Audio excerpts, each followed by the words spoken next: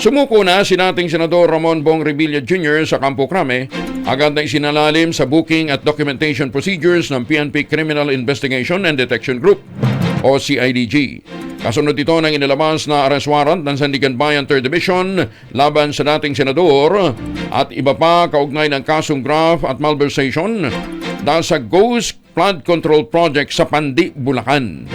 Ikinalungkot naman ni Revilla na sabing hakbang na tila hindi niya dumaan sa due process. Kasabay nito, nanindigan naman ang dating senador na wala siyang kasalanan, haharapin niya ng walang takot ang aligasyon.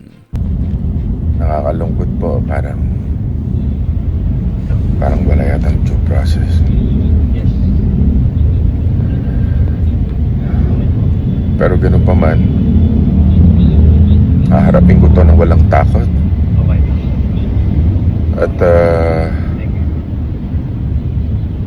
alam kong hindi ako papabayaan ng Diyos dahil wala po akong kasalanan dito.